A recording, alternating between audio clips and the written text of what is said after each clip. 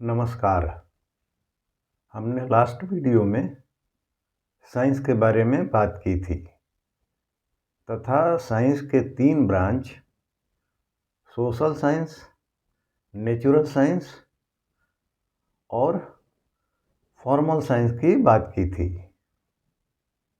और social science में क्या क्या समझना है इसकी भी बात की थी। अब इस वीडियो में नेचुरल साइंस और फॉर्मल साइंस में क्या क्या समझना है इसकी बात करेंगे। तो सबसे पहले नेचुरल साइंस। तो नेचुरल साइंस को समझने के लिए हम इसको 3 भाग में बांटते हैं। केमिस्ट्री यानी कि रसायन विज्ञान, फिजिक्स यानी कि भौतिक विज्ञान, बायोलॉजी यानी कि जीव विज्ञान।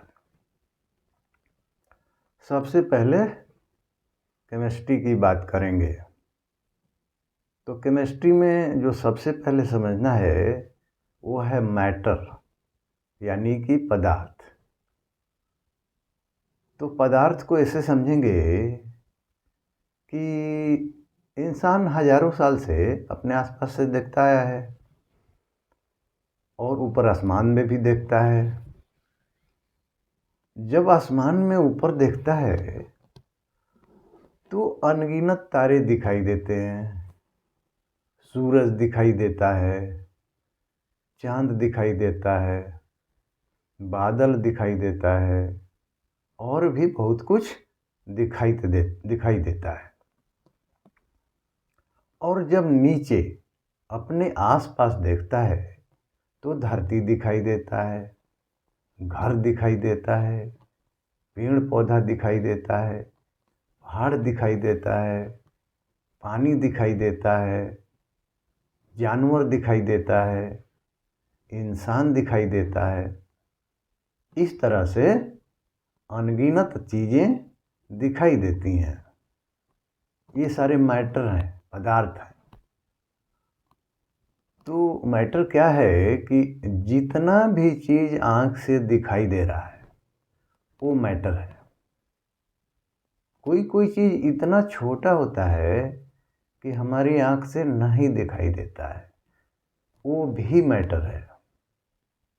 कोई कोई चीज़ हमसे इतना दूर है कि वो हमारी आँख से नहीं दिखाई देता है, वो भी मैटर है। कोई कोई चीज़ हमारे आसपास ही रहता है लेकिन छुपा रहता है, इसलिए दिखाई नहीं देता है, वो भी मैटर है। कहने का मतलब जो कुछ भी चीज़ है, जो कुछ भी कण है वो मैटर है यानी कि पदार्थ है।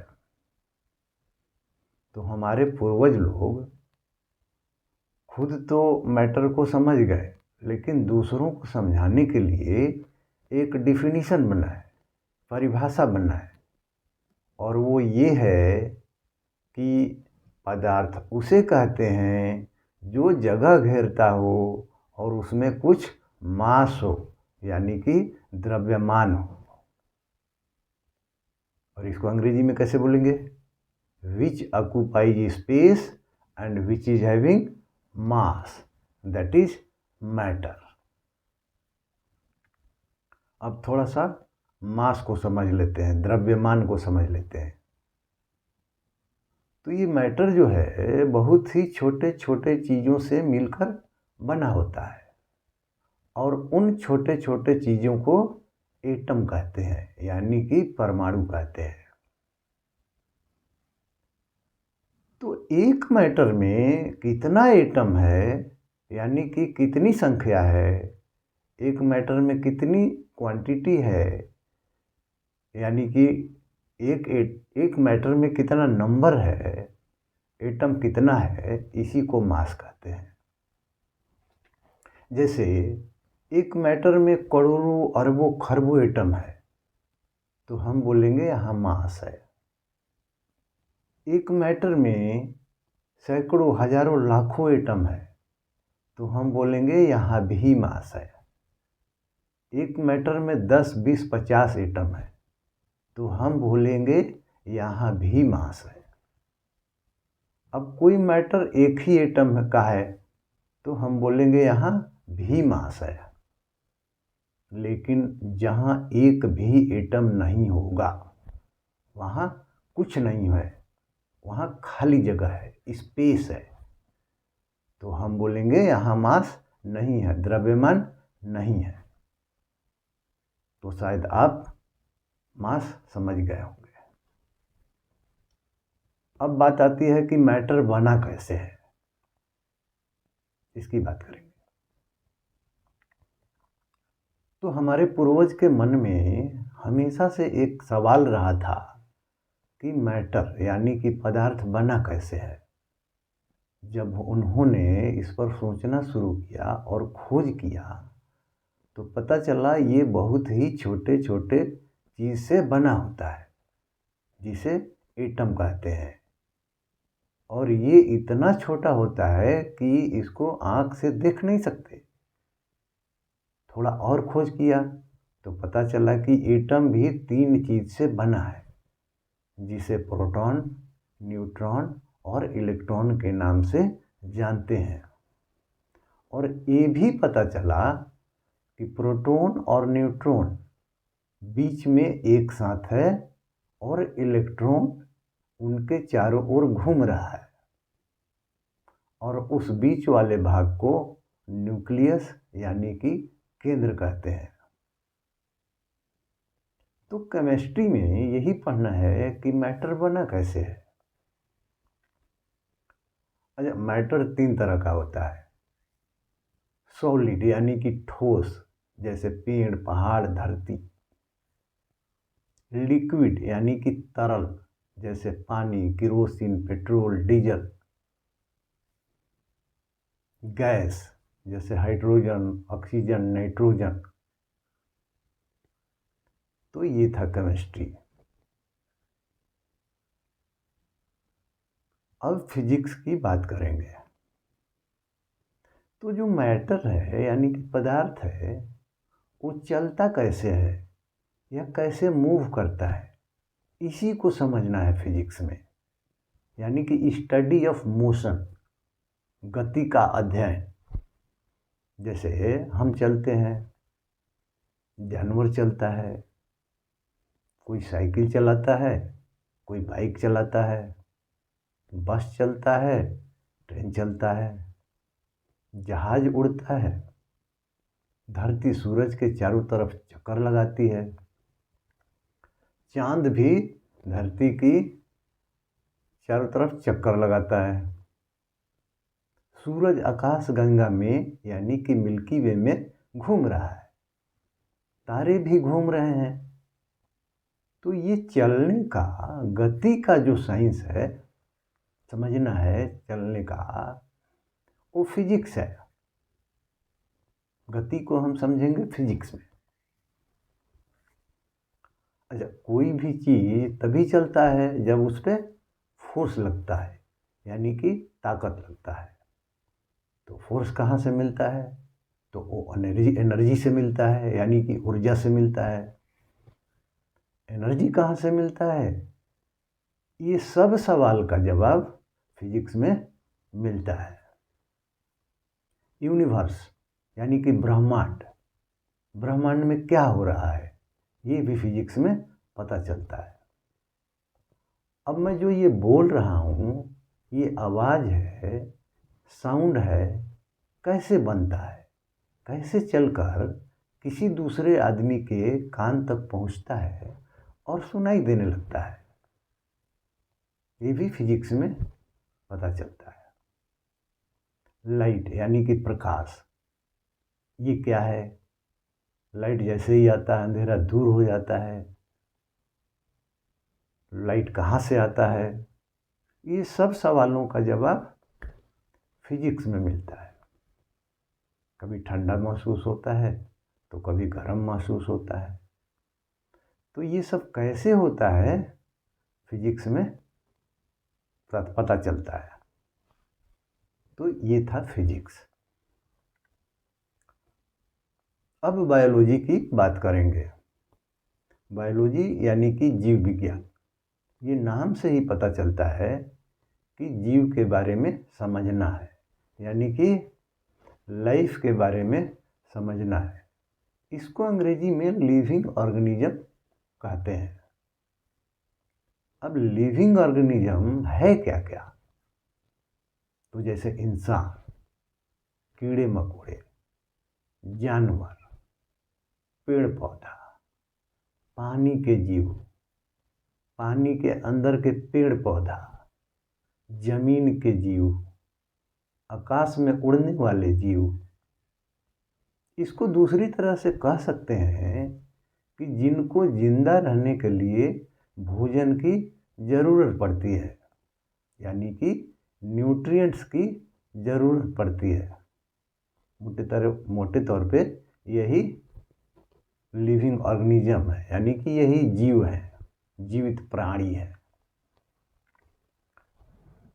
बायोलॉजी में ये समझना है कि लिविंग ऑर्गेनिज्म बना कैसे है, इसका विकास कैसे हुआ और एक दूसरे से इंटरेक्ट कैसे करते हैं, यानी कि इनका एक दूसरे पे क्या प्रभाव पड़ता है और वातावरण का इन पे क्या प्रभाव पड़ता है। लिविंग ऑर्गेनिज्म पे वातावरण का प्रभाव पड़ता है, तो क्या प्रभाव पड़ता है। अब लिविंग ऑर्गेनिज्म कैसे बना है, इसके लिए एक शब्द याद रखना है, वो है सेल, यानी कि कोशिका। जिस तरह से मकान एक एक ईंट जोड़ के बना होता है, उसी तरह लिविंग ऑर्गेनिज्म एक एक सेल जोड़ के बना होता है। लिविंग ऑर्गेनिज्म एक सेल का भी हो सकता है, जैसे कि बैक्टीरिया, और लिविंग ऑर्गेनिज्म कई सेल का भी हो सकता है, जैसे अरबों खरबों मिलियन ट्रिलियन सेल का भी हो सकता है, जैसे इंसान, जानवर, पेड़ पौधा, फंगी। तो जीव एक सेल का भी हो सकता है और एक सेल से ज़्यादा का भी हो सकता है। तो ये था बायोलॉजी। अब फॉर्मल साइंस पढ़ेंगे, फॉर्मल साइंस की बात करेंगे। तो ज्ञान बढ़ाने के लिए, यानी कि सोशल साइंस और नेचुरल साइंस को समझने के लिए हम फॉर्मल सिस्टम यूज करते हैं, और वो सिस्टम है मैथमेटिक्स यानी कि गणित का, लॉजिक यानी कि तर्क का, कंप्यूटर साइंस का। तो ये है फॉर्मल साइंस में समझना। तो सबसे पहले बात करते हैं मैथमेटिक्स की। हम मैथमेटिक्स को बोल सकते हैं कि मैथमेटिक्स एक तरह से लैंग्वेज है, यानी कि भाषा है। किसकी भाषा है? तो साइंटिस्ट लोगों की भाषा है, वैज्ञानिक लोगों की भाषा है। वैज्ञानिक लोगों के दिमाग में एक साथ कई बात होती है, जिसको वो लोग सिंबल बना के फार्मूला बना देते हैं और खुद भी समझ लेते हैं और दूसरों को भी समझा देते हैं। और अच्छा, मैथमेटिक्स के जो नियम होते हैं वो बिल्कुल ही निश्चित होते हैं, इनमें कोई विवाद नहीं होता है। और अब मैथमेटिक्स को समझने के लिए हम 4 भाग में बांटते हैं। अर्थमेटिक यानी कि अंकगणित, इसमें नंबर को मैनिपुलेट करते हैं। जियोमेट्री यानी कि ज्यामिति, इसमें शेप साइज यानी कि आकार की स्टडी करते हैं। अलजबरा बीजगणित, जिसमें सिंबल बनाते हैं और फिर फार्मूला बनाते हैं और इन्फॉर्मेशन को एक्सप्रेस करते हैं, सूचना को प्रदर्शित करते हैं।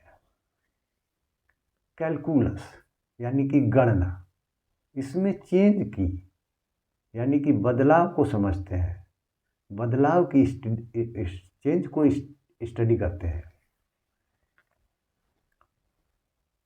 अच्छा, मैथमेटिक्स की ज़रूरत कहाँ कहाँ होती है? एक तो इसकी ज़रूरत नेचुरल साइंस में होती है, इसकी ज़रूरत इंजीनियरिंग में होती है, इसकी ज़रूरत मेडिसिन में होती है, इसकी ज़रूरत कंप्यूटर साइंस में होती है, फाइनेंस में होती है और सोशल साइंस में होती है। अच्छा, मैथमेटिक्स का महत्व ऐसे भी समझेंगे जैसे कि धरती से कोई मशीन चांद पर भेजते हैं और चांद यहाँ से इतना दूर होते हुए भी वो मशीन चांद पर पहुँच जाता है।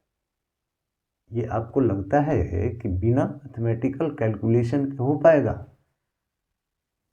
नहीं हो पाएगा, बिल्कुल नहीं हो पाएगा। तो ये था मैथमेटिक्स। अब लॉजिक की बात करेंगे, तर्क की बात करेंगे। तो ये लॉजिक जो है ये सोचने का नियम कानून है। हम इंसान का दिमाग अच्छा से अच्छा सोच सकता है, खराब से खराब भी सोच सकता है, लो लेवल का सोच सकता है, मीडियम लेवल का सोच सकता है, हाई लेवल का भी सोच सकता है। तो जब हम सोचने के बाद आर्गुमेंट करते हैं यानी कि बहस करते हैं तो लॉजिक से ये पता चलता है कि आर्गुमेंट सही है या नहीं। तो लॉजिक सोचने का नियम कानून है। अब बात करेंगे कंप्यूटर साइंस की। इसमें कंप्यूटर के बारे में पढ़ना है और कंप्यूटर के अंदर कंप्यूटेशन यानी कि गणना करने की क्या व्यवस्था है, सॉफ्टवेयर और हार्डवेयर में क्या संबंध है।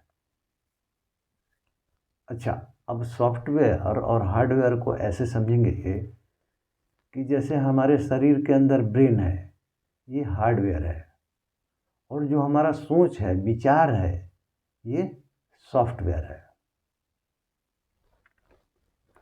अच्छा, कंप्यूटर में कंप्यूटेशन होता है यानी कि गणना होता है, और ये ऐसे होता है कि हमारा बहुत ही समय बचाता है और हमारा मेहनत बहुत ही कम कर देता है, जिसको ऑटोमेशन बोलते हैं।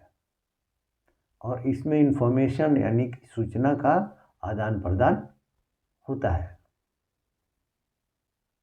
और एक और है कि कंप्यूटर में किसी भी समस्या का समाधान स्टेप बाय स्टेप करने की व्यवस्था होती है। तो इस तरह से कंप्यूटर हमें ज्ञान बढ़ाने में हेल्प करता है। तो ये थी साइंस की बात। अब थोड़ा सा एक और चीज़ समझेंगे, वो है अप्लाइड साइंस। अप्लाइड साइंस के बारे में समझेंगे। तो अप्लाइड साइंस ये है कि जब हम साइंस से ज्ञान प्राप्त कर लेते हैं तो उसका उपयोग अपने फ़ायदे के लिए करते हैं। जैसे इंजीनियरिंग में मशीन बनाने के लिए, मेडिसिन में दवा करने के लिए, एग्रीकल्चर में अच्छा पैदावार बढ़ाने के लिए। इस तरह से साइंस का उपयोग बहुत जगह करते हैं। इसी को अप्लाइड साइंस बोलते हैं। अच्छा, एक और बात करेंगे, साइंटिफिक मेथड क्या है, वैज्ञानिक तरीका है क्या। क्योंकि दूसरे चीज़ से और इसमें यही अंतर है कि साइंस में साइंटिफिक मेथड यूज होता है, साइंटिफिक मेथड का प्रयोग किया जाता है। तो साइंटिफिक मेथड ज्ञान बढ़ाने के लिए एक ऐसा तरीका है जिसमें इस बात का ख्याल रखा जाता है कि हम गलत ज्ञान को सही न समझ लें। तो ये तरीका ऐसे है कि जब हम अपनी 5 इंद्रियां जैसे आँख, कान, नाक, जीभ और त्वचा, इनको सेंसरी ऑर्गन भी बोलते हैं।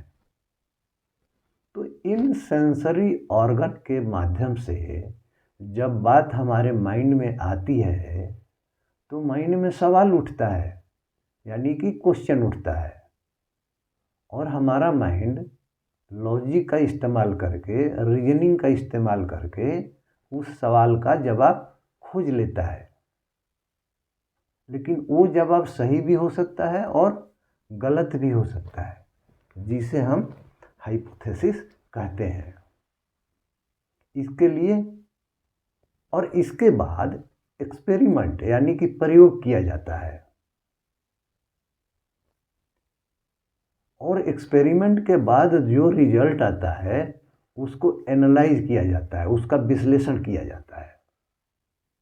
उसके बाद सारी दुनिया को बताने के लिए पब्लिश किया जाता है, यानी कि प्रकाशित किया जाता है। तब जाके इस बात का मतलब निकाला जाता है कि ये बात सही है, साइंटिफिक मेथड के द्वारा। तो ये है साइंटिफिक मेथड। तो अब इतना ही। तो आगे के वीडियो में ज्ञान के लिए जो भी बात करेंगे, या तो सोशल साइंस की करेंगे, या तो नेचुरल साइंस की करेंगे, या तो फॉर्मल साइंस की करेंगे। कभी कभी कॉम्बिनेशन में भी बात करेंगे, मतलब मिला जुला के बात करेंगे। बस इतना ही। Thank you.